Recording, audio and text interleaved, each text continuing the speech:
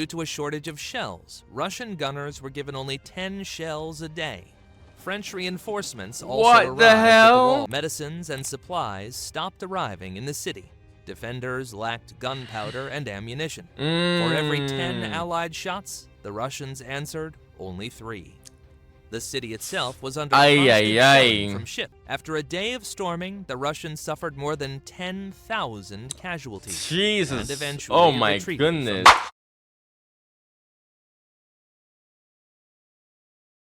Suggestion by my member, the Crimean War. Still doing my members suggestion week. Guys, I announced this before. I have pre-recorded videos that are for members and non-members from suggestions. And I'm just uploading my members' videos first, okay? Like I said, if you want your videos to be uploaded faster, become a channel member, 99 cents a month. Beginning in the 18th you get loads of perks, powerful Ottoman including Empire began to decline. Constant palace and provincial uprisings weakened the country. This began to be used by neighbors, who, in constant wars, seized its possessions and sometimes even invaded deep into Ottoman lands, supporting the uprising in the provinces. The reason for another war was the question. Goes back to the video that I watched with the Armenian genocide, where they pointed out that many people would fund uprisings within the Ottoman Empire of various ethnic groups. Seems like Europeans really had a habit of doing that to the Ottoman Empire. I'm starting to notice. The Russian Empire wanted to gain the right to protect and provide for pilgrims living in the Ottoman Empire, as well as to act on behalf of Christians there. That's BS. The Sultan, who denied his right to Russia, granted it to France. The Russian Empire reacted by force. In June, the Russian army invaded and occupied the Danubian principalities, which were under the protectorate of the Ottoman Sultan. The Russian emperor demanded the resumption of negotiations with the Ottoman Empire, but in Istanbul they refused to make concessions and began to prepare for war. 3 European states sided with the Ottoman Empire. Britain did not want Russia to have access to the Mediterranean because it did not need another competitor in the maritime trade. In addition, the British concluded several trade agreements with the Ottoman Empire and did not want to miss the benefits of them. France also wanted to expand its influence over the Ottoman Empire through beneficial trade relations. If you're a web designer, French emperor needed a small victorious war to raise his authority in the eyes of the French, because only last year he carried out a coup that made him a monarch. He was also incited by a personal insult due to a failed correspondence with the Russian emperor. The Kingdom of Sardinia wanted an alliance with France before the unification of Italy, so it hurried to support the Ottoman Empire and join this war. The Russian Empire had hoped to receive assistance from Austria, given that Russian troops had once helped the Austrians suppress the Hungarian Revolution. However, the Austrian emperor did not want to interfere in the war with Britain and France. And this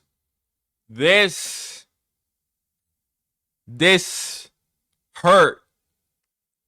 This was arguably a blunder by Austria. A big blunder by Austria, because couple decades down the line, Austria was isolated because of this. Because Russia was like, yo, bro, what the hell? And this would eventually lead to Austria becoming allies with the new German Empire, which would eventually just, lead to World War I and, the breakup of the Austrian Empire. You could honestly argue that this moment, this decision, this fateful decision changed the course of the whole world. You could honestly argue that. You could. A lot of people overlook how drastic this decision was. A lot of people do. I'm just pointing that out, okay?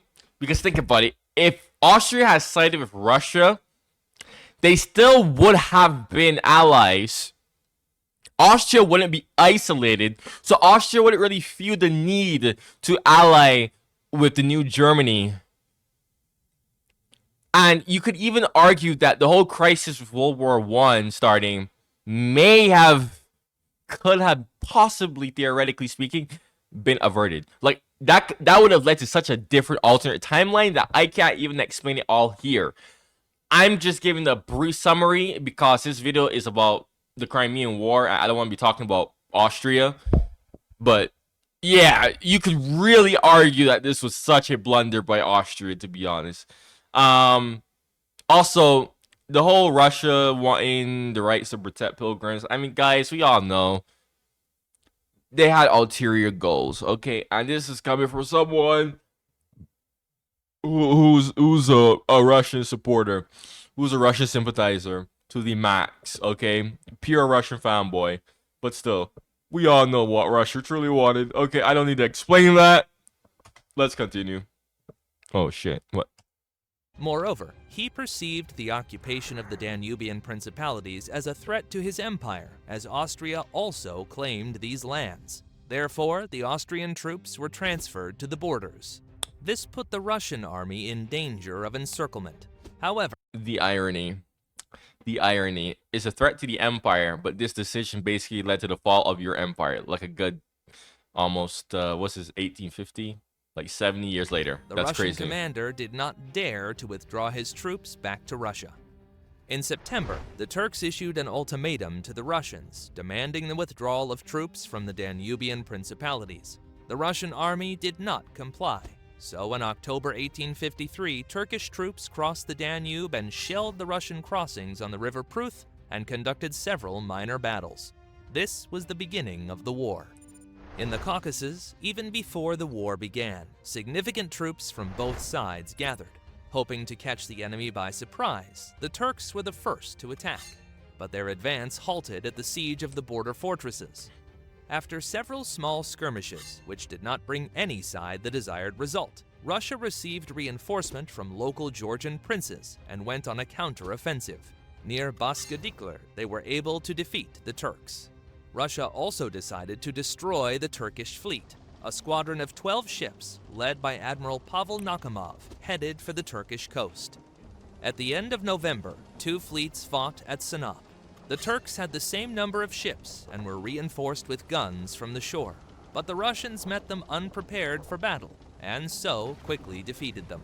As winter came, Nakhimov did not want to stay in unfamiliar lands, and therefore quickly returned to Sevastopol.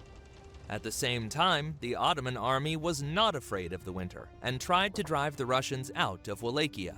They forced the Russians to retreat Wallachia, please. It is not hard to say Wallachia. at the Battle of Sitate. The Turks, however, also suffered significant losses and therefore did not pursue the enemy, but returned to the Danube. When Russian reinforcements arrived in the spring of 1854, they crossed the Danube and laid siege to Silistria. The British and French sent their fleet to Turkey in the summer of 1853. However, it did not participate in hostilities until these countries declared war on the Russian Empire in March 1854. At the same time, the British shelled Odessa and Ochakov and then landed troops near Varna. This finally forced the Russians to lift the siege of Silistria. Ha! Varna. Yo, the infamous Varna Crusade.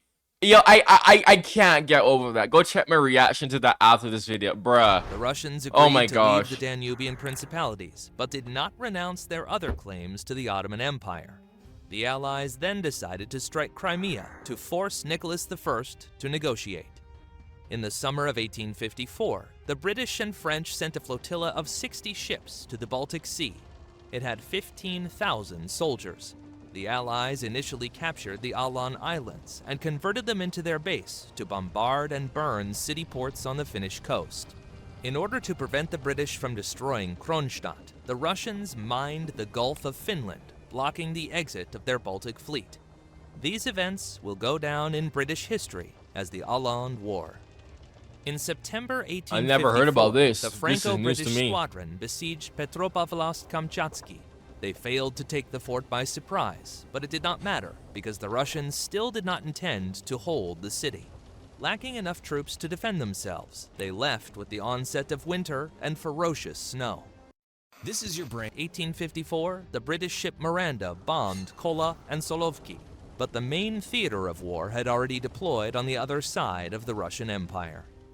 In September 1854, Yo, British and low key, technically, like on a whole different side of the world. I mean, it's on the same continent, but bro, Russia is so freaking huge that this is, bruh, like the climate change. Okay, you're all the way in Arctic zone to a more warmer climate. That is how far that truly is. So I can actually say a whole different side of the world.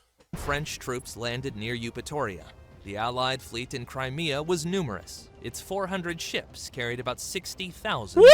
Woo! God, 400. What Against the hell? this, the Russians could send as many of their own troops, but half of them were scattered throughout Crimea in small garrisons. The rest were in Sevastopol under the command of General Alexander Menshikov and went to meet the French-British landing party. It should be noted that a significant problem of the Russian army compared to the European was recruitment. Recruits were recruited forcibly from serfs or criminals, who were given a choice between hard labor and military service. Such soldiers were far less motivated than British or French soldiers, who were then recruited at the general call. In the battle on the Alma River, The Russian Empire, it's so sad to me how incompetent the Russian Empire was. It had so much potential, so much freaking potential. I believe that Russia should be a monarchy. Monarchy was the best route for Russia. Okay, I still believe that, but the Russian Empire was just way too incompetent with its policies, its decision making.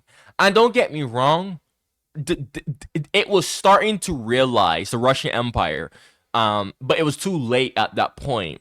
They were starting to realize that they need to do reforms and they need to change Russia, to actually be on par with their competitors. But it was too late at that point. And this is why I believe that Russia should be a monarchy, because democracy has been tried in Russia and it failed. It's like, if you truly look at Russian history, as soon as Russia was about to change, bam, the World War I happened, bam, Russian Civil War happened, bam, monarchy overthrown, bam, the Soviet Union went and replaced Russia, which, again, the Soviet Union is not Russia. There are two different countries, and the Soviet Union completely ruined Russia.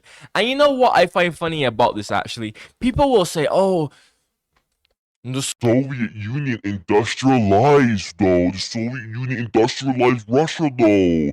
Russia would not have industrialized. The Soviet Union.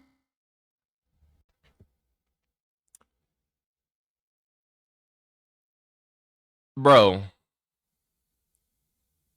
Russia, the Soviet Union went and took the plans for industrialization that the Russian Empire already had, and they basically just copied those plans and just adjusted it a little bit.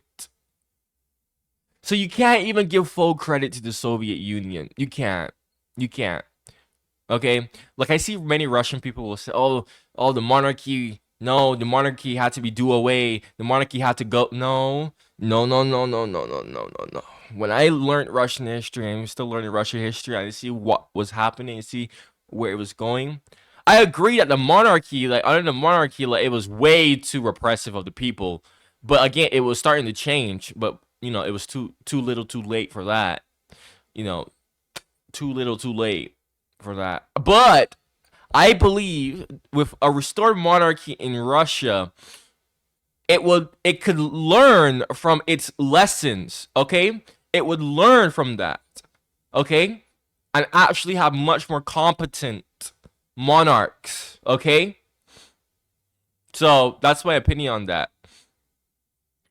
And we wouldn't be having like nonsense like this, like freaking forcibly recruiting men. Like, who does that?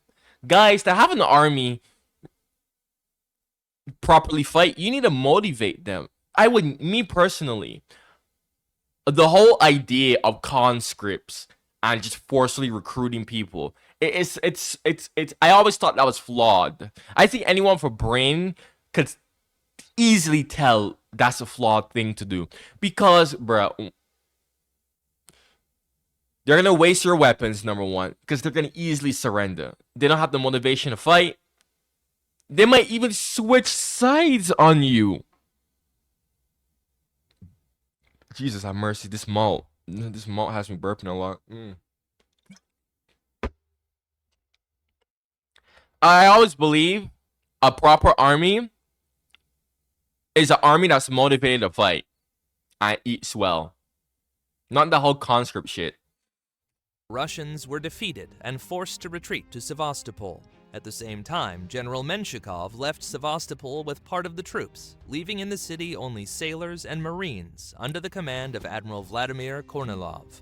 In late September, the British occupied Balaklava, completely cutting off Sevastopol from the rest of the Russian troops.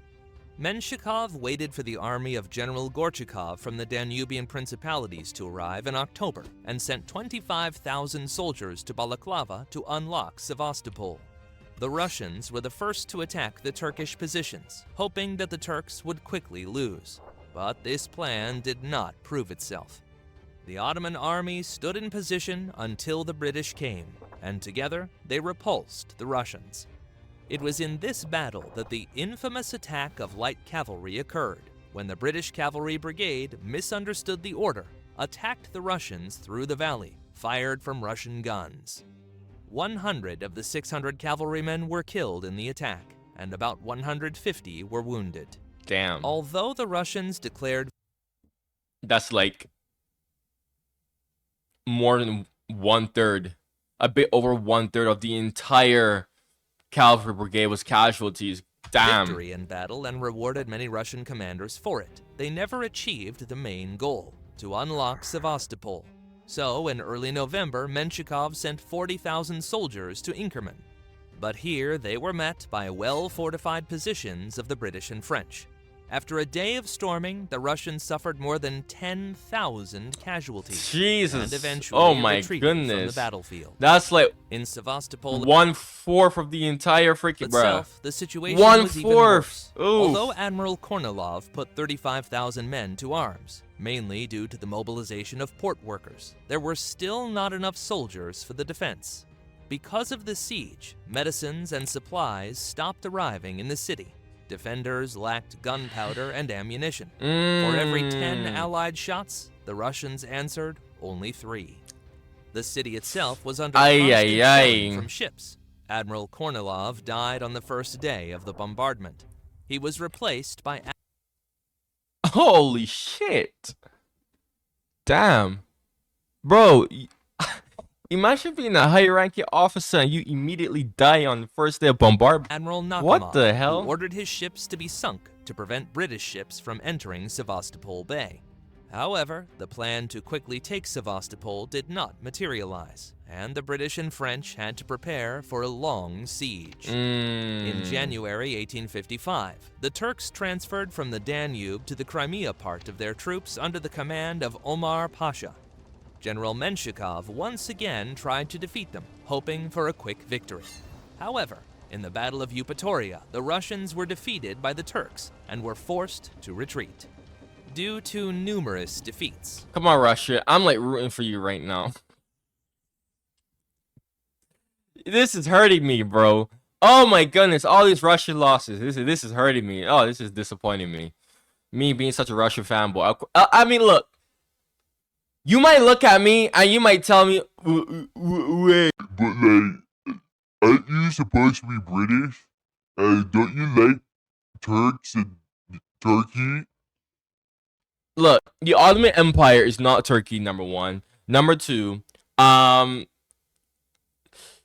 yes, I am British, but still, I have my biases. Okay? I still have my biases. It's like equal. Honestly, like, because on one hand, England is viewed as our mother country in Barbados. So, you know, it's still like, I'm obviously going to be, patriotic and whatnot. But I also have deep respects for Russia for many reasons, to the point where it's on the same level.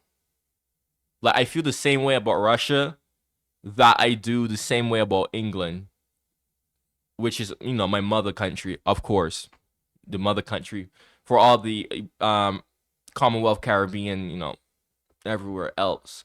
I don't know. This is tormenting to watch, to be honest. It's like I feel like I'm betraying my comrades by rooting for Russia, but at the same time I'm like, I have to. Emperor Nicholas I ordered the dismissal of General Menshikov from the post of Minister of War and appointed General Gorchakov as commander-in-chief of the Russian troops in Crimea. But soon the Russian emperor died, and his son Alexander II replaced him on the throne. After the death of Nicholas II in the territory of the Kiev and Chernihiv provinces, rumors spread among the peasants, as if before his death the emperor issued a manifesto that will liberate from serfdom all peasants who left for the war. In fact, Nicholas II issued a very different decree on the next recruitment. My work is easy. Spread so much that the peasants began to form military units, expel nobles and gendarmes from their villages, and declare that they wanted to go to war. The rebels began to call themselves Cossacks in honor of free warriors who once defended Ukrainian lands, and their rebellion was called Kiev Cossackdom. The new Russian emperor had to redeploy troops from neighboring governorates to suppress the Kiev Cossackdom. That's interesting. That's very interesting. That's very, very, very interesting. Although Cossacks were bandits, Cossacks could have been literally anybody, to be honest. That's still very, very interesting. Like, a Cossack could have been Ukrainian, Russian, Belarusian. Hell, a Cossack could even come from the freaking Balkans, bruh. Yeah, it was just lawless bandits who basically served under the Tsar. Who were affiliated with the Tsar pretty much. There's no national identity to go with Cossacks because Cossack history is shared. Like, not one country has that. And if there was even if there's one country that could have it, it would be Russia. I didn't say could. But like I said, Cossack history is shared. Do keep that in mind. So I don't really give the term Cossacks to anybody, to be honest. In the spring of 1855, the Russians besieged Kars to distract the enemy from the siege of Sevastopol. In response, the French flotilla set out for the Sea of Azov. Here, they captured Kerch and Temriuk, and during the summer burned all the Azov ports. The British at that time bombed Anapa and Novorossiysk and captured Taman. The British tried to negotiate with the Circassians to raise a rebellion against the Russians, but these attempts failed due to the disunity of the Circassian clan. Bruh. Bruh. What is with these people are trying to just cause uprising after uprising after uprising after uprising in these different countries, trying to convince a certain group to freaking rebel. And actually, though, this goes into one thing. So me as a Russian supporter, actually, I'm glad that he said this. The whole Ukrainian identity or whatever, hold on a second. The whole Ukrainian identity, okay? I believe that there is no Ukrainian identity. I believe that the whole Ukrainian identity was merely a concept invented to usurp the Russian Empire, cause uprising in the Russian Empire in World War I. Okay? And guys, I was literally reading so much documentation on this, of how the Germans were doing this, how the Austrians and Germans were doing this. If I find it, I'll link it for you to read for yourself. Okay. And you know, it worked. It worked, okay? We see here how the British and the French tried to cause the Circassians to rebel against the Russian Empire. Okay, it's the same logic. And like I said, I've been watching these videos for a long time now, and I'm starting to notice a pattern with these countries just trying to convince a certain people to rebel against their mother country in order to make it easier for them to win a specific war. And that's the same thing that basically happened with the whole Ukrainian identity and blah, blah, blah, blah, blah. You can quote what I said. I'm probably going to lose a bunch of subscribers from this. I always lose a bunch of subscribers whenever I express the fact that I am pro-Russia. It is what it is. But I'm just, this is a valid example right here. Okay? So just think about that for a second, okay? Let's continue. Commander Omar Pasha landed with his army in Abkhazia at this time, and having received assistance from local Georgian princes, managed to capture it temporarily. In the same spring, artillery shelling of Sevastopol intensified. 6,000 people died from the shelling that occurred at Easter. However, most died from poor medical care due to lack of medication. Due to a shortage of shells, Russian gunners were given only 10 shells a day.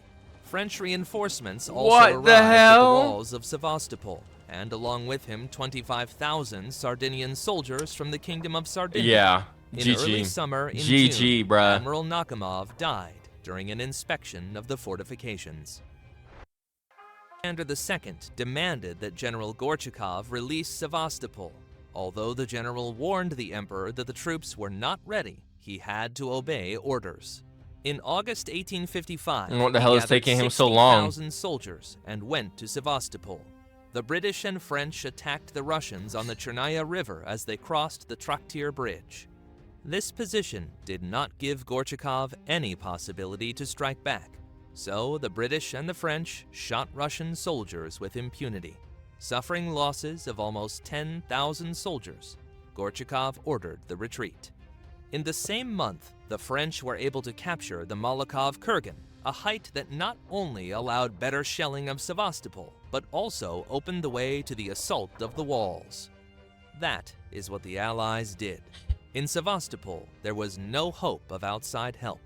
The Russians surrendered the southern part of Sevastopol. On 30 August 1855, the British and French occupied the entire city.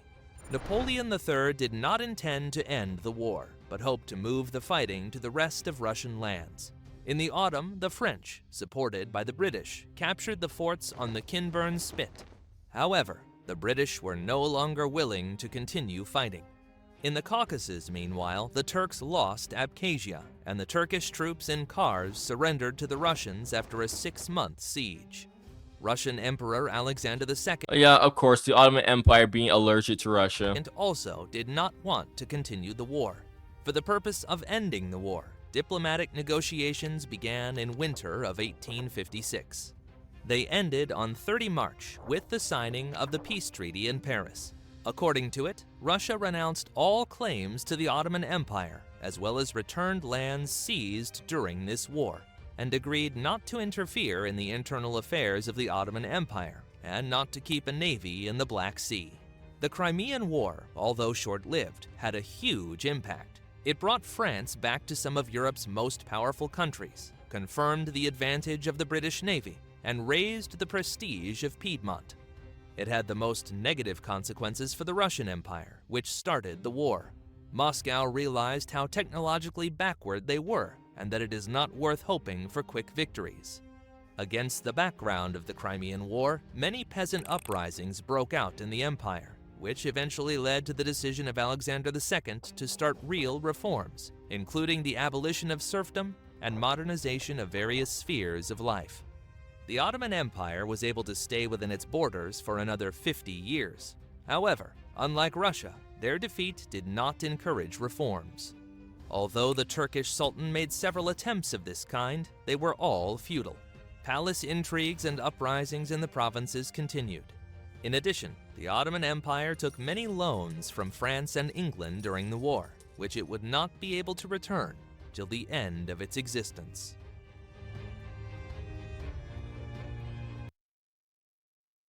Good video. Good video. I had a lot to say.